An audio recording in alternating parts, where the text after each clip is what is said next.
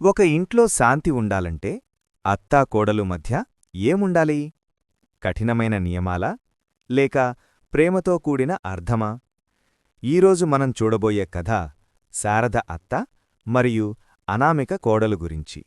ఒక చిన్న పట్టణంలో మామిడి చెట్టు నీడలో ఉన్న ఒక అందమైన ఇల్లు. ఆ ఇంట్లో పద్ధతికి ప్రాణంగా భావించే శారద అత్తగారుంటారు. ఇంటి గడియారంలాగా ఆమె జీవితం కూడా సరిగ్గా టైంకే నడుస్తుంది. అదే ఇంటికి కోడలిగా వచ్చింది చిరునవ్వుతో కూడిన అనామిక.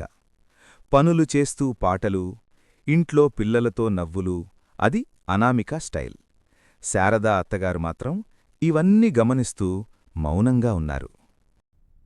అనామిక, ఇంటి పని అంటే సరదా కాదు. అత్తయ్యా, సరదాగా చేస్తే పని కూడా బాగా అవుతుంది. ఈ మాటలు శారదా అత్తగారి మనసులో ఒక చిన్న సందేహం పెట్టాయి. ఒకరోజు అనామిక కొత్త వంట చేసింది. మా ఇంట్లో ఇలా చెయ్యరు. మీకు నచ్చకపోతే తర్వాత మీ స్టైల్లో చేస్తానత్తయ్యా. భోజనమయ్యాక శారదా అత్తగారికి ఆ వంట చాలా నచ్చింది, కాని చెప్పలేదు. ఒక సాయంత్రం భారీ వర్షం, కరెంటు పోయింది. శారదా అత్తగారు కాస్త భయపడ్డారు. అప్పుడే అనామిక దీపం వెలిగించి ఆమె పక్కన కూర్చుంది. భయపడకండి అత్తయ్యా, నేను ఉన్నాను. ఆ మాటల్లోని ప్రేమ శారదా అత్తగారి హృదయాన్ని తాకింది. పండగ రోజు, పనులెక్కువ. శారదా అత్తగారు అలిసిపోయారు.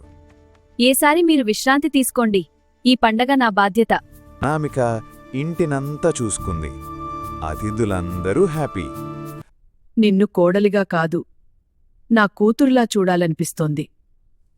అనామిక అత్తగారిని కౌగిలించుకుంది. ఆ ఇల్లు ఇప్పుడు నిజమైన కుటుంబమైంది. ఇంటి శాంతి కోసం నియమాలే కాదు, అర్థం చేసుకునే మనసు కావాలి. అత్తా కోడలు మధ్య ప్రేమ ఉంటే ఇల్లు స్వర్గమే. ఈ కథ నచ్చితే లైక్ చేయండి, షేర్ చేయండి. ఇలాంటి కథల కోసం సబ్స్క్రైబ్ చేయండి.